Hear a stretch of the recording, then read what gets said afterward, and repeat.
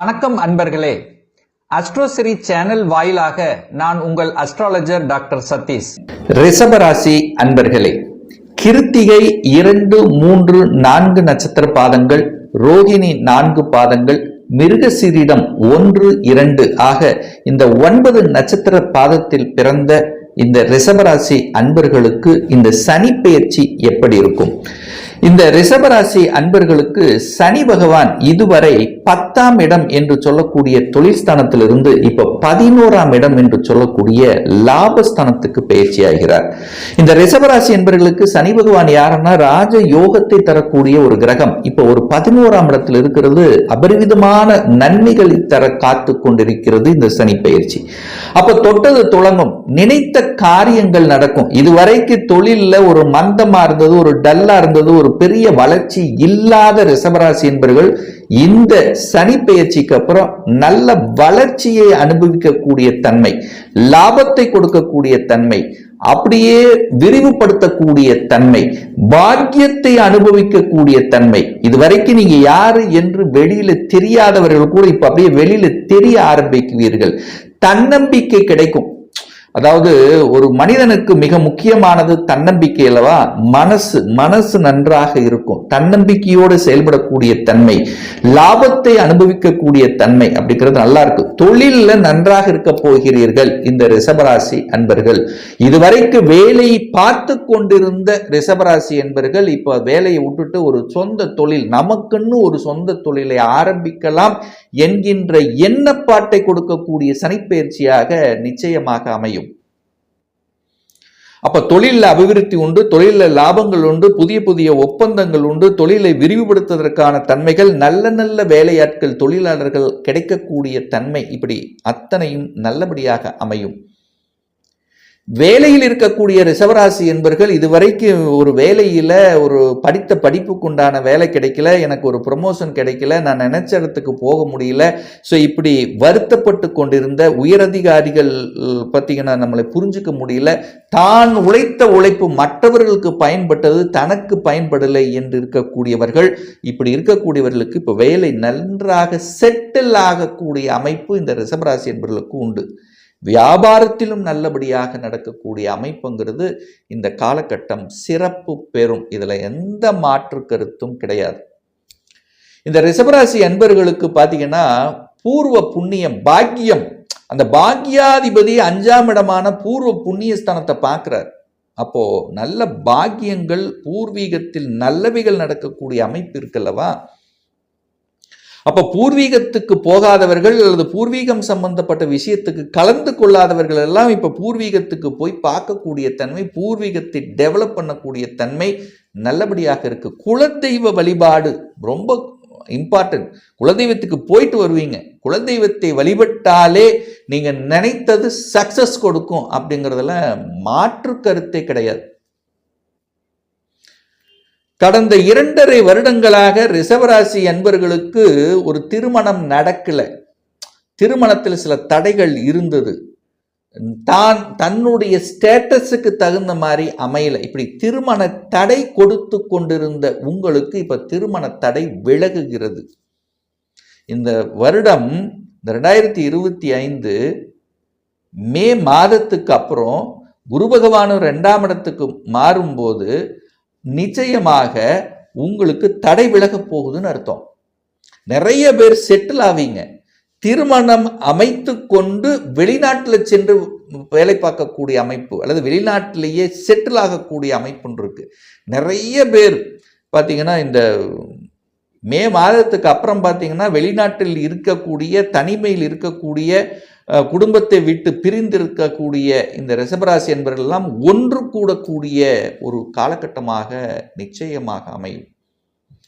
ஒரு புகழ் கிடைக்கல, ஒரு கௌரவம் கிடைக்கல, இந்த மாதிரி அந்த புகழ் கௌரவம் அப்படிங்கிறது எதிர்பார்க்கலாம் இந்த ரிஷபராசி என்பவர்கள். அப்ப செட்டில் ஆவீங்க அப்படின்னு சொல்லுவேன். ஒரு வீடு வாங்க முடியல, ஒரு இடத்தை வாங்க முடியல, இருக்கிற வீட்டிலேயே இருக்க முடியல, ஏற்கனவே நான் சொந்த வீடு தான், கட்டின வீடு தான், அங்கு இருக்க முடியல அப்படிங்கிற இருக்கக்கூடிய அத்தனை ரிஷபராசி என்பர்கள் இப்போ அந்த சொந்த வீடு வாங்கக்கூடிய அமைப்பு, ஒரு நல்ல லக்ஸரியான ஒரு வாகனம் வாங்கக்கூடிய அமைப்பு. ஏன்னா ரொம்ப நாளாக ஒரு இன்ட்ரெஸ்ட் இருந்திருக்கும், இந்த வாகனம் தான் நான் வாங்கணும் அப்படின்னு உங்கள் மனசில் ரொம்ப நாளாக அசைப்பட்டு கொண்டு இருந்தீர்கள்வா, அது சக்ஸஸ் கொடுக்கக்கூடிய ஒரு காலகட்டமாக இந்த ரிஷபராசினருக்கு நிச்சயமாக அமையும். ஸோ இந்த சனி பயிற்சி ஒரு அற்புதமான பயிற்சி. இருக்கக்கூடிய 12 ராசிகளில் உங்களுக்கு யோகத்தை கொடுக்கக்கூடியவன், அதுவும் 11ஆம் இடத்துல வந்து அமரும் போது அபரிவிதமான நன்மைகளை கொடுக்க போகிறார் அல்லவா. இதை சரியான விதத்தில் பயன்படுத்தி கொள்ளுங்கள் அப்படிங்கிறதான் இந்த இடத்துல நான் சொல்றேன். இப்ப நட்சத்திர ரீதியா பார்க்கும்போது கிருத்திகையில பிறந்திருந்தீங்கன்னு வச்சுங்களேன், கிருத்திகை 2, 3, 4 நட்சத்திரத்தில் பிறந்த ரிஷபராசி என்பவர்களுக்கு உண்டான பலனை பார்க்கும் பொழுது, அதுவும் குறிப்பாக அதாவது கிருத்திகையில பிறந்திருந்தீங்க அப்படின்னா நீங்க சூரியனுடைய தசை முதல்ல ஆரம்பிச்சிருக்கும். அப்போ ஒரு 6 வருடங்கள், நீங்கள் 6 வருடங்களுக்குரியவராக இருந்தால் உங்களுக்கு சூரிய திசை நடந்துட்டு இருக்கும். அந்த சூரிய திசை உங்களுக்கு 4க்குரியவன், சுகத்தை தரக்கூடியவன். அந்த சூரிய திசை நல்லபடியா உங்க ஜாதகத்தில் இருந்ததுன்னு வச்சுங்களேன், தகப்பனுக்கு நல்லது. அதாவது சூரியன் எப்படி நல்லதா இருக்கும், அவர் ஆட்சி உச்சம் ஸ்தான பலத்தோட நல்லா இருக்காருன்னு அர்த்தம். அப்படி இருந்து ஒரு குருவோட, ஒரு சுக்கிரனோட, ஒரு கனெக்டிவிட்டியோட இருக்கும் பொழுது அந்த சூரிய திசை உங்களுக்கு நல்லது செய்யும். எப்படி 6 வயசு உள்ளவன் என்ன நல்லது பண்ணும், சுகத்தை அனுபவிக்க போகிறீர்கள். தாய் தந்தையினுடைய அரவணைப்போட உங்களுக்கு கேட்டது அத்தனையும் நடக்க போகுதுன்னு அர்த்தம். தந்தை நன்றாக இருக்க போகிறது, தந்தைக்கு சொத்து சேரப்போகிறது, தந்தைக்கு அதிகாரம் கிடைக்க போகிறது. இப்படி நல்ல விஷயங்கள் நடக்கும். ஆனா அதே சூரிய திசை கெட்டு இருந்ததுன்னு வச்சுங்களேன், அந்த 6 வருஷத்துக்குள்ள உங்களுக்கு சூரியன் ராகுவோட சேர்ந்ததுன்னா தகப்பனை விட்டு பிரிந்திருக்கக்கூடிய தன்மை, தகப்பனோட ஒரு சின்ன அதாவது என்ன சொல்றது, அதிகார தகப்பனுக்கு நல்லா இல்லாத தன்மை, இந்த மாதிரியான சில நெகட்டிவ் விஷயங்கள் நடப்பதற்கான வாய்ப்புகள். அப்போ சூரியன் எப்படி இருக்கார் அப்படிங்கிற பொறுத்து அதனுடைய பலன் இருக்குங்கிறத நீங்க புரிஞ்சுக்குங்க. ஸோ ஒரு 6 வயது சூரிய திசைக்கு அப்புறம் வந்து சந்திரன் வரும். அந்த சந்திரன் வந்து 10 வருடங்கள். அப்போ 16 வயதுக்கு உட்பட்ட இந்த கிருத்திகை நட்சத்திரத்தில் பிறந்த ரிஷபராசி என்பவர்களுக்கு பார்த்தீங்கன்னா சந்திர திசை, சந்திரனுங்கிறது மனதுக்கு காரகன், மனம் ஆசிலேஷன், மனம் கன்ஃபியூஷனாக இருக்கக்கூடிய தன்மை, மனம் சார்ந்த விஷயத்தில், அதாவது ஒரு மனத்தை வைத்து செய்யக்கூடிய சில விஷயங்கள் நல்லதாக நடக்கும். தாய்க்கு நல்லது நடக்கும். சந்திரன் நல்லா இருந்தான்னு வச்சுங்களேன், ஒரு வளர்பிறை சந்திரனாக இருந்து குருவோடவோ ஒரு சுக்கிரனோடவோ ஒரு நல்லபடியாக அந்த சந்திரன் இருந்ததுன்னு வச்சுங்களேன், நல்லபடியாக அந்த குழந்தை வளருதுன்னு அர்த்தம். தாய் தந்தை நன்றாக இருக்க போறாங்கன்னு அர்த்தம். உங்களுடைய முயற்சிகள் அத்தனையும் பலிதமாக போகுதுன்னு அர்த்தம். நல்ல படிக்க போறீங்கன்னு அர்த்தம். நீங்க நினைச்சதை அத்தனையும் செயல்படுத்தக்கூடிய திட்டங்கள் வகுக்கிறது நல்ல திட்டங்களாக, நல்ல முயற்சிகளாக, உங்க சகோதரர்களோட ஒரு நல்ல இணக்கமான தன்மையில் இருக்கிறீங்கன்னு அர்த்தம். அதே சந்திரன் கெட்டிருந்தனா மனம் பாதிக்கப்படக்கூடிய தன்மை, தாய் பாதிக்கப்படக்கூடிய தன்மை, உங்களை நினைச்ச தாய் அல்லது தாயை விட்டு பிரிந்திருப்பது, இந்த மாதிரியான விஷயங்களுக்கு உள்ள போகும் அப்படிங்கிறத புரிஞ்சுக்குங்க.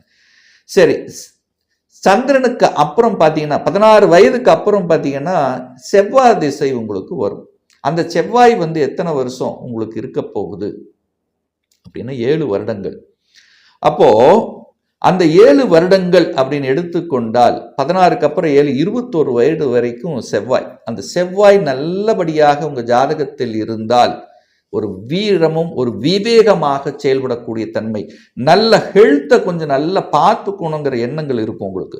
அதாவது உடற்பயிற்சி பண்ணி ஒரு உடம்பை கட்டுமஸ்தனாக, அதாவது ஒரு நல்ல இதாக, ஒரு நல்ல ஒரு வீரமாக, செவ்வாயினுடைய தன்மையில மருத்துவத்தில் படிக்கக்கூடிய ஆர்வம், செவ்வாய் நல்லா இருந்துருச்சுன்னு வச்சுங்களேன், மருத்துவம், அதிகாரம், கட்டிடம், இந்த மாதிரியான விஷயத்துல ஒரு நல்ல நாட்டத்தை கொடுக்கும். செவ்வாய் எப்படி இருந்தா, திக்பலத்தோட 10ஆம் ரிஷபராசினருக்கு 10ஆம் இடத்துல செவ்வாய் இருந்து நல்லபடியாக குருவோட சுக்கிரனோட சேர்ந்து இருந்திருந்தாருன்னு வச்சுங்களேன், மருத்துவம் படிச்சிருவீங்க, மருத்துவத்திற்கான என்ட்ரி கிடைச்சிரும். இல்லது விளையாட்டுல ரொம்ப ஆர்வம் கொடுக்கக்கூடிய தன்மை இருக்கும், உடற்பயிற்சி சம்பந்தப்பட்ட, அதிகாரம் சம்பந்தப்பட்ட, ஸோ இந்த மாதிரியான விஷயங்கள் சிறப்பாக இருக்கும்.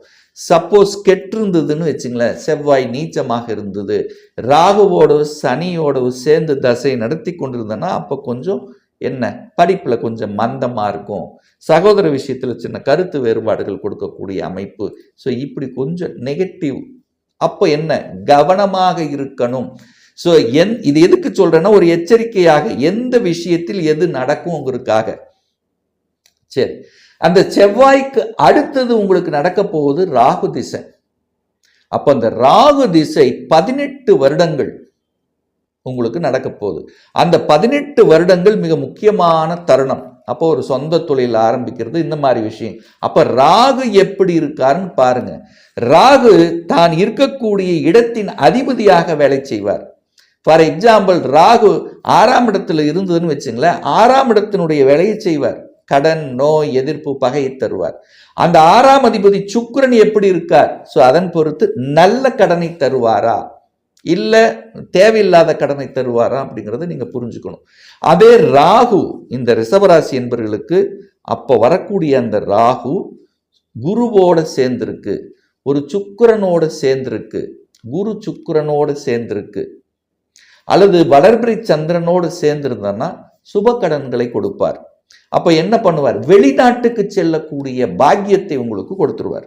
அப்போ வெளிநாட்டுல போய் பிழைக்கக்கூடிய வாய்ப்புகள், சந்தர்ப்பங்கள் இந்த ரிஷபராசினருக்கு நிச்சயமாக அமையும். அந்த காலகட்டத்தில் ராகு நல்ல தன்மையில் இருக்கும்போது, அபரீதமான ராகுனாலே பிரம்மாண்டம் அல்லவா, அப்ப பிரம்மாண்டமான ஒரு வளர்ச்சியை கொடுக்கும். ராகு நல்லா இருந்தால், சப்போஸ் ராகு கெட்டிருந்ததுன்னா சொந்த தொழிலுக்கு போகவே கூடாது.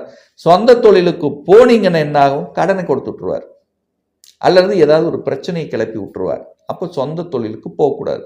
அப்போ வேலைக்கு தான் இம்பார்ட்டன்ட். ஸோ எது நல்லா இருக்கு, எப்படி இருக்கு அப்படிங்கிறத பொறுத்து அதனுடைய பலன்கள் அமையும்ங்கிறத ஞாபகத்து வச்சுங்க. அதுக்கு அடுத்து நமக்கு என்ன வரப்போகுது, குரு திசை வரப்போகுது. அந்த குரு 8ஆம் அதிபதி, அட்டமாதிபதி, ரிஷபராசி என்பவர்களுக்கு 8க்குரியவனாக வர்றார். அந்த குரு நல்ல தன்மையில் இருந்தால் குழந்தைகளோட நல்லவைகள் நடக்கக்கூடிய தன்மை. குழந்தை கெட்டதாக இருந்தால் குழந்தையோட சின்ன சின்ன வாக்குவாதங்கள், குழந்தை உங்க பேச்சு கேட்க மாட்டாங்க அப்படிங்கிற தன்மை. ஹெல்த்ல வயிறு சம்பந்தப்பட்ட இதுல அப்போ நல்ல தன்மையாக இருக்கும் பொழுது அந்த குரு அபரிவிதமான தன்மையை தருவார். அவரே லாபம் அல்லவா. அப்போ வெளிநாட்டு வாழ்க்கை, நல்ல இது பண்றது, தொழிலில் நல்ல மேன்மை கொடுப்பது, குழந்தைகளால் அனுகூலம், ஆதாயத்தை கொடுப்பது, பெரிய மனிதர்களினுடைய தொடர்பை தருவது, ஒரு நல்ல ஒரு ஸ்டேட்டஸ்க்கு போவது. ஸோ இந்த மாதிரி அமைப்புகளை எல்லாம் கொடுத்துடுவார். அதுக்கடுத்து வரக்கூடியது சனி திசை. சனி உங்களுக்கு யோகக்காரகன். அப்ப சனி யோகக்காரகன், 9க்குரியவன், 10க்குரியவன். சனி சூப்பரா உங்க ஜாதகத்தில் அமர்ந்து விட்டால் நல்ல தொழில வளர்ச்சி, ஒரு உயர்ந்த நிலைக்கு செல்லுவது. ஸோ இந்த மாதிரி அமைப்புகளை கொடுத்துரும். கேட்டிருந்தா என்ன பண்ணோம், கால் வலியை தருவார். முதல்ல ஹெல்த்ல பிரச்சனை தருவார், கால் வலியை தருவார்.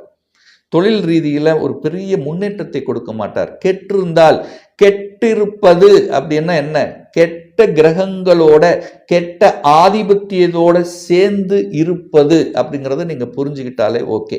ஸோ இப்படி அதனுடைய பலன்கள் மாறுபடும் அப்படிங்கிறத நீங்கள் புரிந்து கொள்ள வேண்டும். ஸோ ஒட்டு மொத்தமா பார்க்கும் பொழுது, இந்த கோச்சார ரீதியாக பார்க்கும் பொழுது, ரிஷபத்துக்கு 11ஆம் இடத்தில் இருக்கக்கூடிய சனி பகவானால, இந்த சனி பெயர்ச்சினால நல்லது நடக்கும் அப்படிங்கிறதும், நல்ல மாற்றங்களையும் நல்ல திருப்புங்களையும் நல்ல நல்ல செய்திகளை கொடுக்கக்கூடிய சனி பெயர்ச்சியாக அமையுங்கிறதுல எந்தவித மாற்று கருத்தும் கிடையாது.